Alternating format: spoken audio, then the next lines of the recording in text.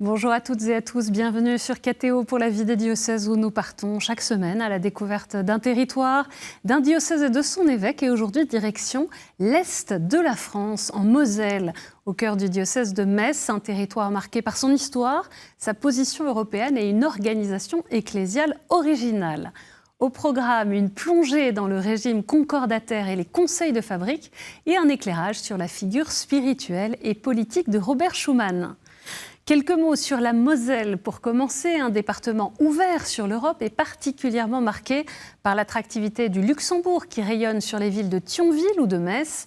Autre particularité notable, la Moselle est soumise au régime du Concordat signé au début du XIXe siècle et bénéficie d'un droit local spécifique, héritage de l'occupation allemande.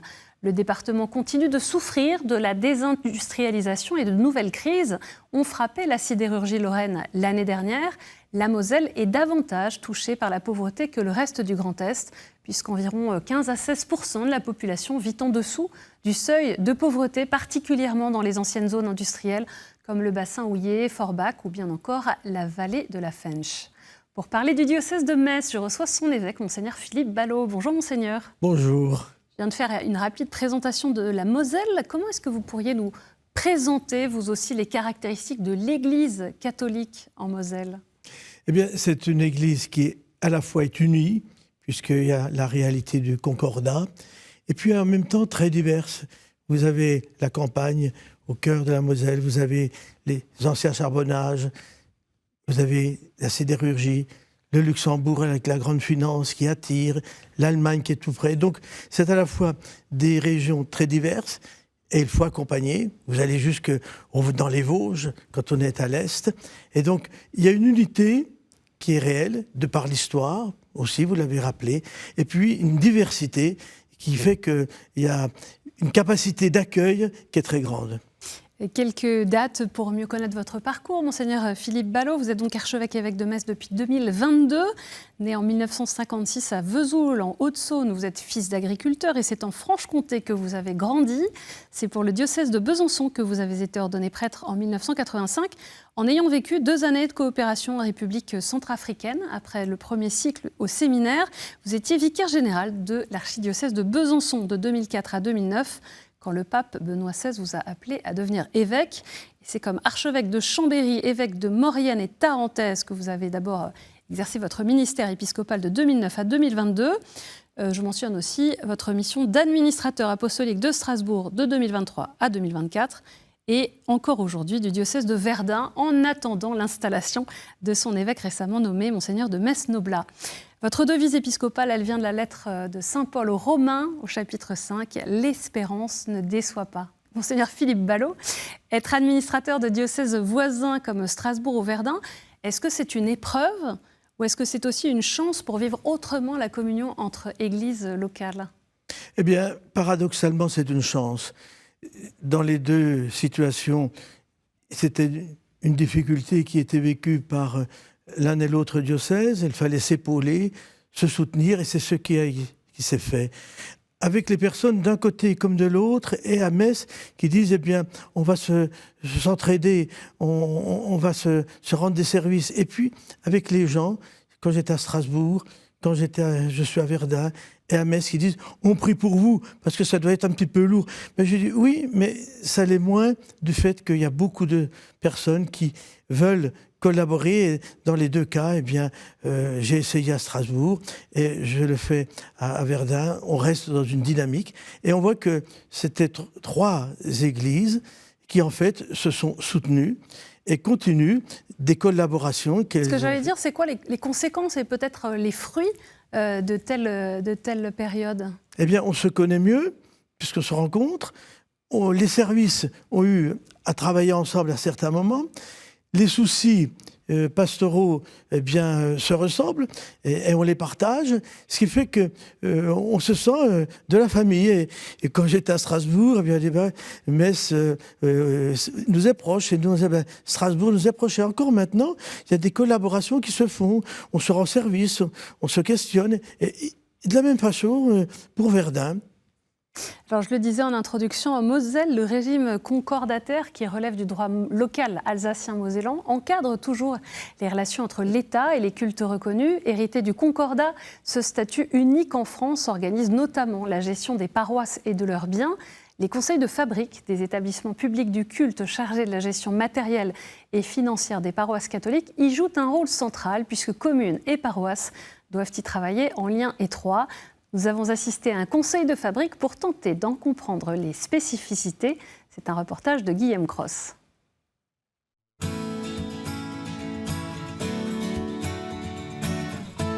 À Delme, le régime du concordat rythme la vie locale. Pascal, laïc en mission ecclésiale, est rémunéré par l'État au même titre que les prêtres. Nous sommes nommés, les laïcs en mission, nous sommes nommés pour un temps complet, 35 heures par semaine, avec différentes missions. Le diocèse est redécoupé en archiprêtrés, c'est un ensemble de paroisses. Il y en a 38 sur Delme. Au centre culturel, la vie pastorale rassemble tous les membres des conseils de fabrique de l'archiprêtrie pour un échange de bonnes pratiques. Le conseil de fabrique, c'est quand même une structure qui a été faite pour l'Église et qui va permettre à la paroisse de s'intégrer dans les règles de droit de la société. Le maire de Lucie, Joël Pirard, est venu participer au débat. Des échanges, c'est toujours constructif parce que je suppose que tous les conseils de fabrique ne fonctionnent pas de la même façon, n'ont pas les mêmes moyens, n'ont pas les mêmes idées, n'ont pas les mêmes convictions. Voilà, donc je pense que c'est un moment d'échange qui est important. D'échanger comment fonctionnent les communes, comment fonctionnent les budgets, qu'est-ce qu'on fait pour les églises, qu'est-ce qu'on répare, la répartition des coûts et le soutien surtout des mairies est très important envers les conseils de fabrique. Pour la conservation de l'église de Lucie, la commune s'est portée garante des travaux de rénovation. C'est la commune en fait qui a entrepris les démarches de rénovation, donc avec l'assurance qui a pris une partie des travaux en charge, et puis après c'est une demande de subvention donc aux collectivités territoriales. Le peu de bénéfices qu'on fait sur une année, même en s'engageant, c'est surtout pour les frais de fonctionnement, électricité, chauffage. Il faut chauffer quand même à chaque fois, et si on ne chauffe pas, même quand il n'y a pas de messe, ça se dégrade, ça prend l'humidité et ça finit par se dégrader.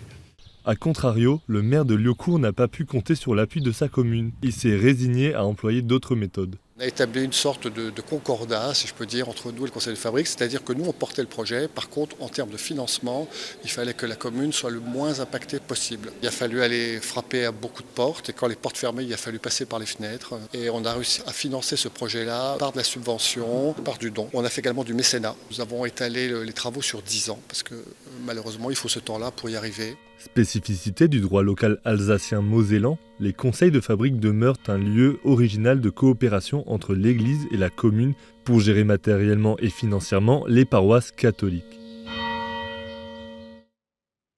On a vu un peu la spécificité de ces conseils de fabrique. Comment est-ce que le régime concordataire influence la mission de l'Église au quotidien ? Assez facilement, on le comprend parce que dans le mot concordat, il y a le mot concorde. Convention, accord, discussion, souci de porter ensemble le bien commun. Et donc, on échange beaucoup avec les maires, avec les conseillers départementaux, le président du conseil départemental, et même, bien sûr, le préfet. Ce qui veut dire que l'ambiance générale, elle est à travailler ensemble, en se distinguant. Mais on dit plutôt, on se distingue qu'on se sépare. Vous savez, quand on dit on se sépare, au bout d'un moment, on peut créer une ambiance de séparation, de séparatisme. Et là, on s'attelle ensemble.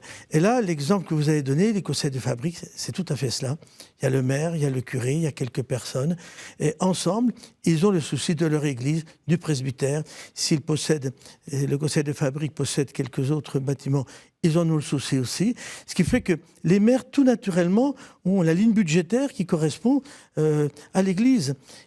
Ce qu'on n'a pas nécessairement quand on est dans les autres diocèses de France. C'est tout naturel. Alors très concrètement, ça veut dire que chaque fois que je vais dans une paroisse, un village, le maire est là, des conseillers sont là, on m'accueille, un petit mot est dit. Si j'ai une question qui m'interroge sur telle ou telle situation sociale, eh bien, on en parle. Le souci de la solidarité, de n'oublier personne. On a Caritas, Moselle, c'est-à-dire un organisme de solidarité typiquement mosellan. On avait fait un reportage sur Caritas Moselle il y a 2 ans, la dernière fois. Eh bien oui, dans le pays de Bitche, où il y avait un besoin de permettre aux personnes de pouvoir se déplacer, des gens étant trop seuls, eh bien c'est Caritas qui l'a fait. Et les collectivités ont été là, on dit mais c'est un besoin, merci de l'assurer, et ils l'assurent avec nous. Les conseils de fabrique témoignent d'une co-responsabilité entre élus et paroissiens. Alors ma question va être peut-être un peu originale. Est-ce que c'est aussi une manière concrète de vivre la synodalité ? Mais exactement. Mais vous avez tout à fait raison, vous avez bien saisi. C'est-à-dire que c'est une synodalité, on pourrait dire, hors les murs. C'est pas simplement l'Église qui est en synodalité, non. On est vraiment dans l'optique, et depuis toujours, du pape François, qui disait il faut voir avec qui on marche, il faut marcher avec le plus de monde possible. Eh bien, c'est le cas. Et c'est une forme de synodalité et qui porte beaucoup de fruits parce que, je vous dis, ça crée un état d'esprit, une ambiance qui fait qu'on est plus prêt à échanger qu'à s'opposer. Alors, à s'accueillir qu'à s'invectiver. Comment est-ce que cette façon de marcher ensemble, la synodalité, se traduit concrètement dans la vie du diocèse ?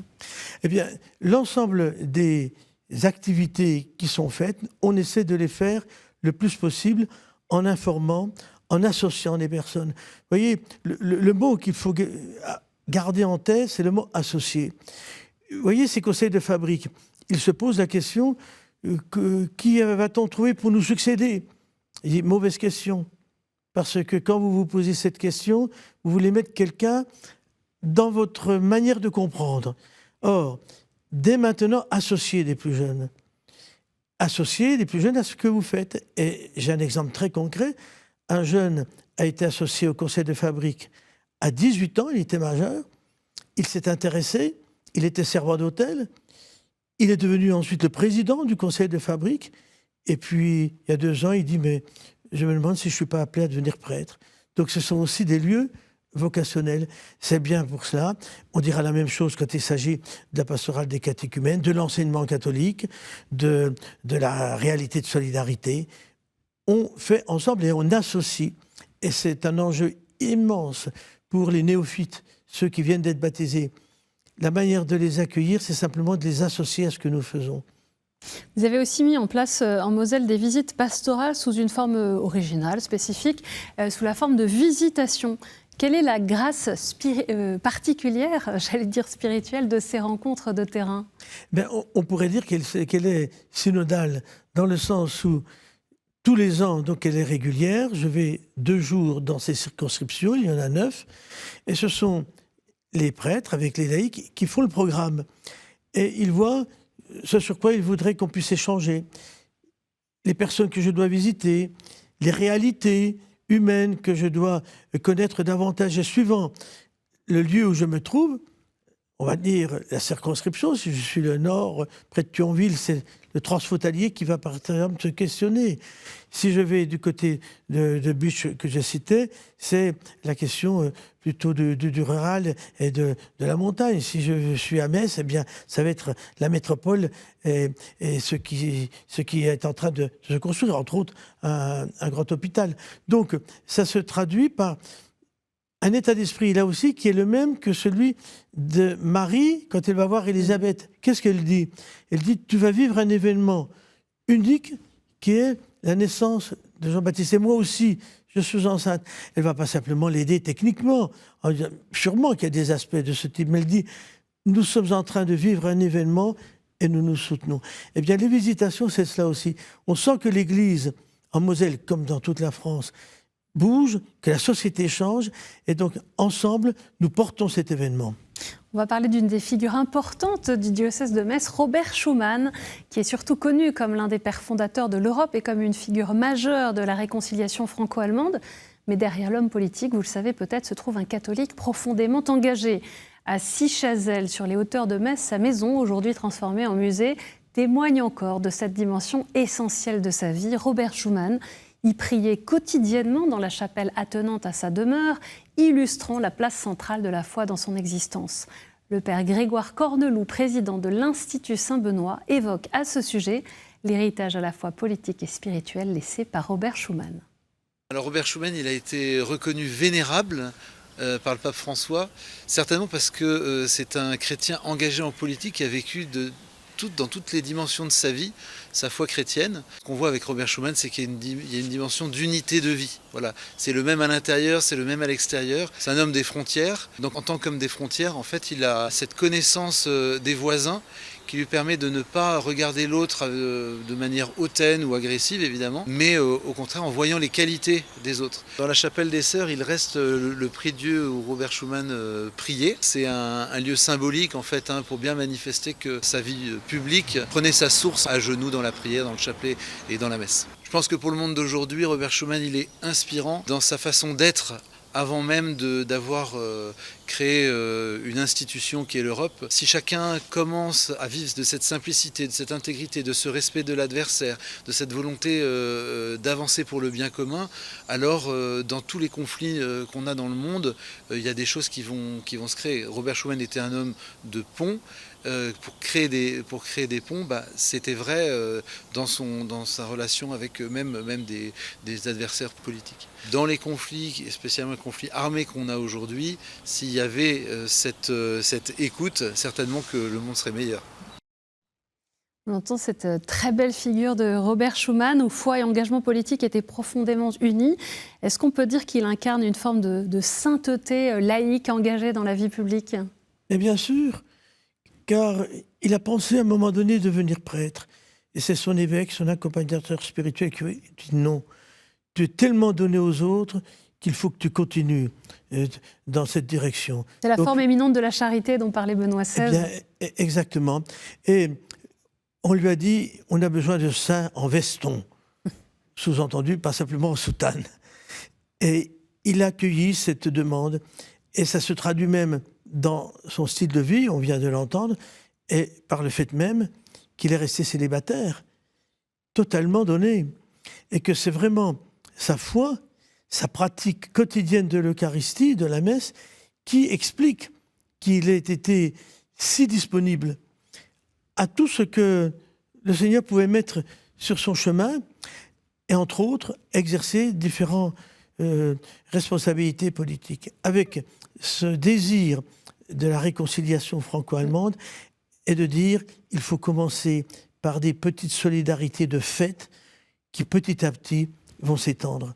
Un message qui est plus que jamais d'actualité. 70 catéchumènes, Monseigneur Philippe Ballot, ont été baptisés il y a 3 ans et 200 cette année. Quel appel est-ce que vous voudriez lancer à ces nouveaux baptisés ? Ces nouveaux baptisés nous disent on a vu que vous étiez toujours là. Quand on me dit, on n'y est pour rien, mais je dis, bien sûr que si, vous êtes pour quelque chose. Vous êtes là. Donc ils viennent vers vous, ils viennent dans nos églises et ils nous disent, quelque chose s'est passé dans ma vie, j'ai découvert une présence, celle du Christ, celle de Dieu, continuez de m'accompagner. Ils ne disent pas, il faut qu'on soit bien accueillis, tout dit, accompagnez-nous, montrez-nous, aidez-nous à nous rapprocher de Dieu. Et on s'aperçoit que l'augmentation est exponentielle. J'avais un prêtre, il y a 2 jours, qui me dit, écoutez, l'année dernière, j'en avais 14, entre 20 et 30 ans. Et puis cette année, j'en ai 17. Et ça augmente. Et c'est 14 de l'an dernier, parce qu'il est dans une démarche de la conversion pastorale, un pasteur selon mon cœur, il les a mis dans le coup et il dit, c'est eux qui, tranquillement, prennent en charge la paroisse, avec les anciens qui sont là, qui soutiennent. Il y a quelque chose de familial. Vous insistez aussi sur le développement d'une culture vocationnelle. Qu'est-ce que ça signifie concrètement pour une paroisse, cette culture vocationnelle ? Ça veut dire que toute la pastorale, quelle que soit cette pastorale, qu'on soit dans la solidarité, qu'on soit plutôt dans des groupes de prière, que l'on soit dans la catéchèse, dans le catéchuménat, que l'on soit dans l'enseignement catholique, doit être accompagné par une question. Parce que je me rapproche du Christ, parce qu'il prend une place dans ma vie, qu'attend-il de moi ? Que veux-tu que je fasse ? Et pour les plus jeunes, c'est de dire, quel choix suis-je amené à porter ? Qu'est-ce que je dois faire comme... Et il faut qu'il y ait une diversité d'évocations, que on échange les uns avec les autres de telle sorte que eh bien, ceux qui sont appelés à devenir prêtres puissent le dire et le deviennent, diacres, religieux, religieuses, vierges consacrées, moniales, laïcs engagés dans le mariage ou laïcs consacrés, célibataires.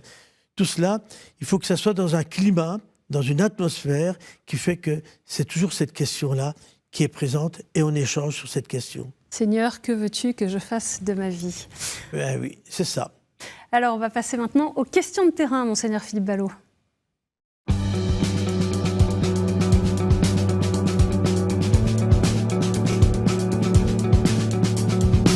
Et la première question, elle nous vient du maire de Laneuveville, en Saunois, Gilles Etienne. Bonjour Monseigneur, j'ai une question à vous poser. Que pensez-vous faire pour redynamiser l'église? Moi, dans mon village, sur 300 habitants, j'ai plus qu'une dizaine de personnes qui viennent à la messe tous les dimanches. Enfin, tous les dimanches, lorsqu'il y a une messe chez moi.